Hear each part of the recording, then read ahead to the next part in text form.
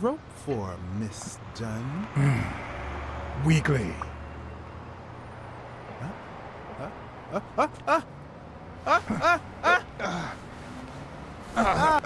What the hell are you doing here?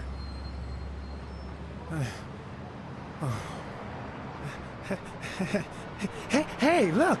Isn't that Cassidy?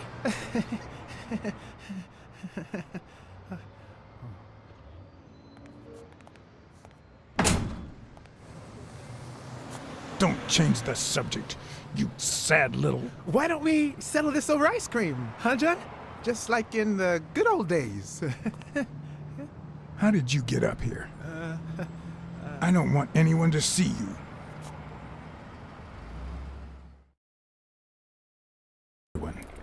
Even the most hapless of creatures has a gift. Something that makes them special, that makes them worth knowing. Foul-smelling Weekly is no exception. No matter what he does, it's impossible to stay mad at him for too long. This bourbon shake is delicious. Want a taste? You know I don't like milk. Your loss. So, Joe Dunn hangs himself and leaves his gym to his daughter, which makes her the first woman to run a boxing gym, I think.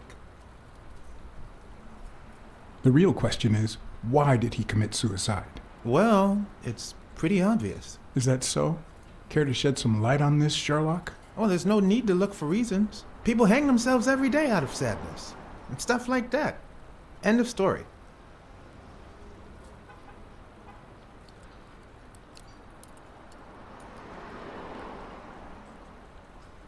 I'd say he never recovered from his wife's death. But he'd recently fallen in love with another woman. Maybe he thought he was betraying his late wife.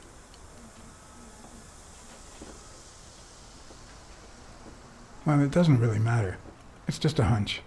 I wouldn't bet my life on it. I've got other suspects, like O'Leary, bookmaker. Desmond O'Leary? The same O'Leary who used to date Helen Moore? America's sweetheart? Now that's a woman. And then there's the Walrus. Who was that guy? Come on. You've never heard of Frank Cassidy? The president of the Boxing Managers Association? Who's also Stone's agent, Bobby Yale's rival. He might know why Dunn killed himself, right? I decided to ask Weekly to investigate Cassidy. My reasons? Weekly was right. Cassidy could have known why Dunn killed himself. Weekly had already proven to be nosy. The farther I kept him from the gym, the better. But with Weekly, you just never know what the best approach might be. Should I give him an order, or a subtle suggestion? Well, since you think Cassidy is a suspect, see what you can find. Okay, but you'll have to do me a favor. Tell Sonia Dunn that a legendary journalist from What's News wants an interview. Weekly, please. Well, if not, bye-bye, Cassidy. You know, there's a third option. What if I tell Sonia to sue you for spying on her? You wouldn't. Try me. Okay, you win. So, was there really someone on the roof?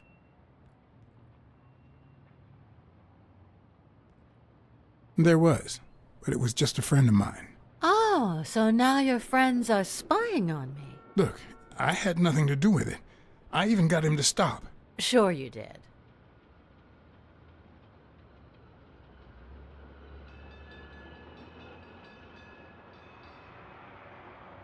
I saw you arguing with a guy named Cassidy. What did he want? Remember the fight that needs to take place in order to save this gym? Well, Cassidy manages Yale's rival, Stone, the reigning champion. If Bobby doesn't show up, he'll lose money. Maybe not a lot, but enough to care. Did you find anything interesting in those papers? No. Investigation work takes time, as I'm sure you know. Did you find anything interesting in those papers? No. Investigation work takes time, as I'm sure you know.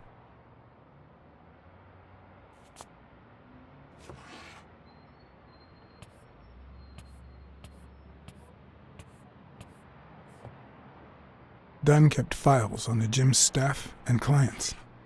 Name, address, and date of birth. Did you find anything interesting in those papers? No. Investigation work takes time, as I'm sure you know.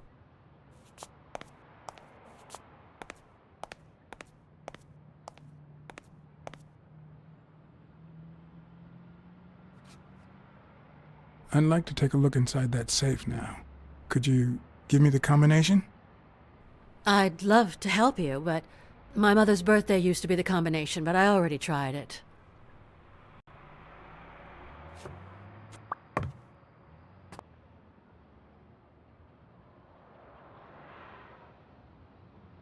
Could you tell me your birthday? Of course, March 6th. And the year?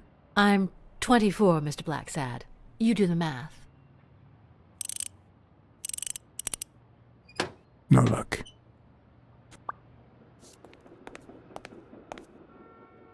Seemed like a happy family.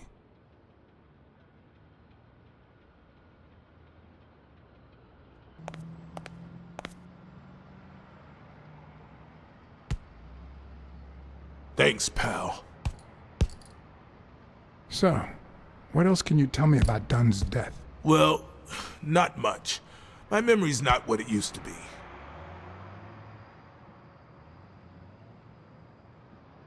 What was Joe Dunn like? He was a decent man. Have you seen all those slogans on the wall? Those motivational phrases? Joe really believed in them. All of them.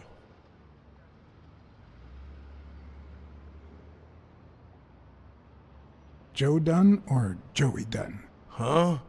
Nobody called him Joey. Well, maybe his wife. Although, she didn't call him anything after she died.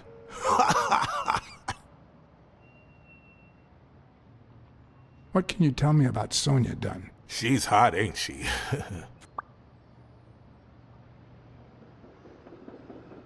It seems like her father's death didn't really upset her. Well, she likes to play it cool, which makes her really hot.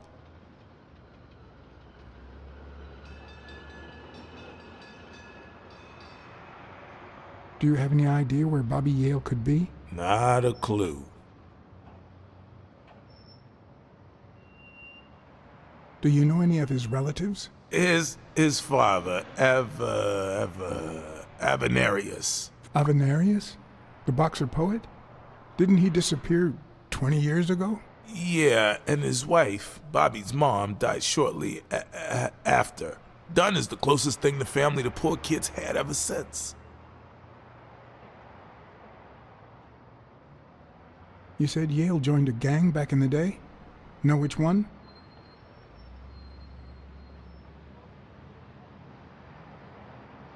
Hell, I don't know, John. This is New York City. There are more gangs than people. If Yale's gonna fight the reigning champion, he's got a big career ahead of him. He hasn't lost a single fight since he turned pro. The little bastard beat the socks off me a few years back. I dropped by Bobby Yale's apartment. I think he might be involved with O'Leary, the bookmaker. You sure? Yale had some dark years, no doubt, but Dunn turned him into a decent guy. I'm no detective, but I wouldn't follow that lead. Dunn wasn't black, but he allowed you and Bobby Yale to train here. Yeah, this was the first integrated gym in the city, I think. I better let you get back to your drills. All right.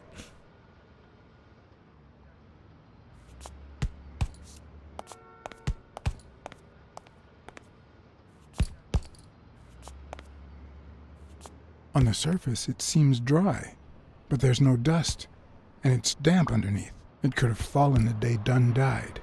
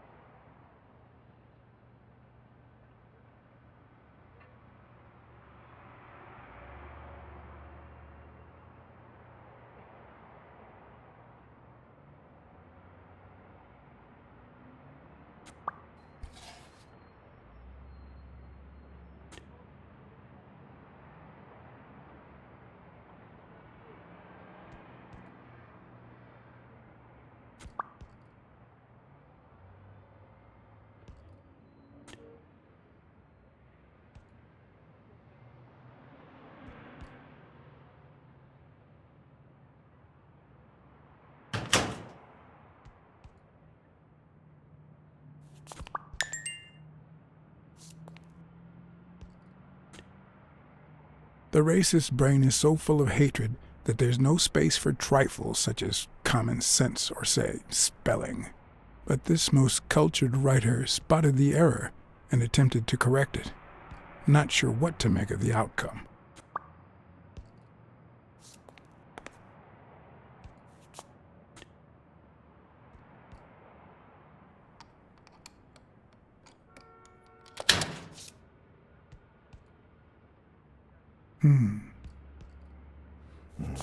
What the hell? Hey, Jake, give me one good reason not to smash in your face. What the hell are you doing in my locker? I'm a detective. That's what I do. Yeah, and my friend too. Or that's what I thought. Get off me. Sometimes, John, I could just punch you.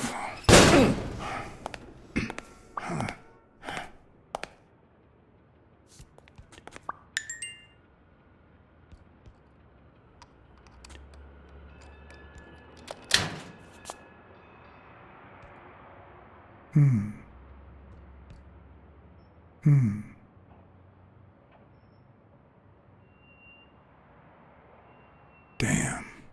I'd forgotten that Jake used to work for Natalia. This proves I was right. It's too soon to move on.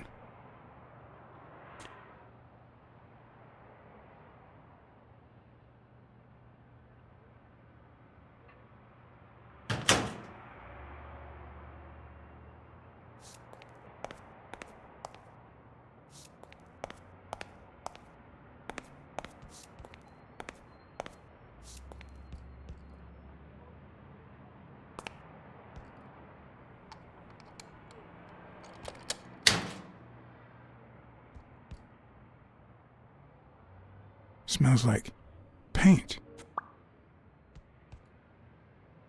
The proud South.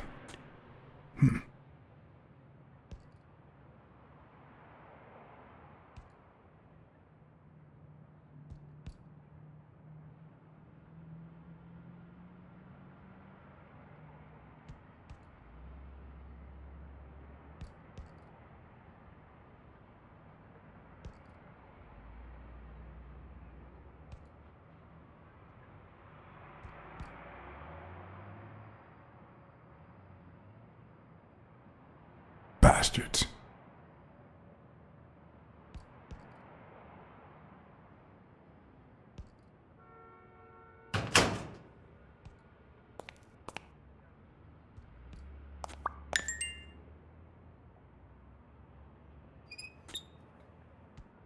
Of course.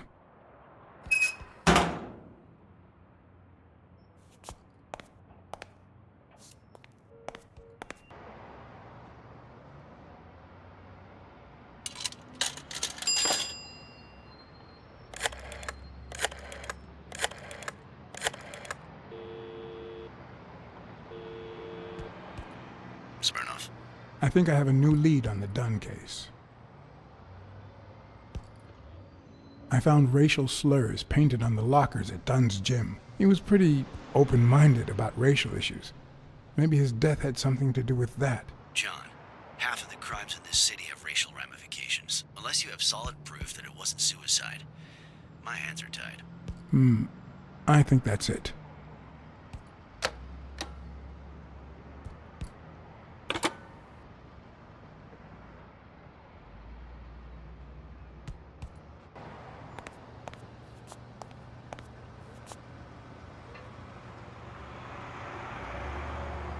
Do you remember anything else about the day you found the thingamajig with the springs and the paint can? Yeah, no. Wait, yeah. Well, no, now that I think of it, no. Hey, pal, how about thanking a good-looking goat with a cigarette?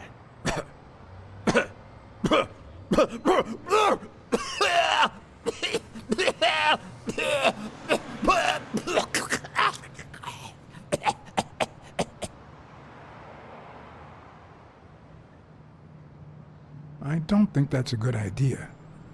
You've got one nasty cough. Oh, come on. You know, cigarettes have lots of very healthy properties. Oh, come on.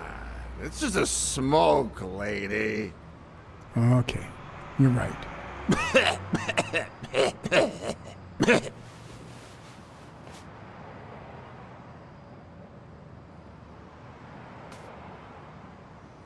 Yeah, you think you're not responsible for my pathetic state? Think you're not to blame? It's the government that shipped me off to war. They shipped me off too. Oh, right. So then you know what it's like to kill too. Well, then another sad hobo shouldn't be a problem for you, Professor. Yeah, I killed people. And yet, you don't want to help me die. Wait, but that's not what I wanted to say. Oh, well, you know we goats tend to jump from one thing to another. The government paid for everything. Army fatigues, rations, weapons, lodging at hookers, drugs. Do you know where that money comes from? Taxes! Your taxes, my dear friend. You help them cut my legs. They declare war. Every chance they get, so that the weapon industry that finances their campaigns gets richer and richer and richer. And that's how we finance their wars. So the slightest connection with corruption turns us into accomplices. Unless one manages to keep at arm's length. That is what I did, my loyal disciple, at the Million-Star Hotel. So, do like your master, the great. Hey, what's your name? You never told me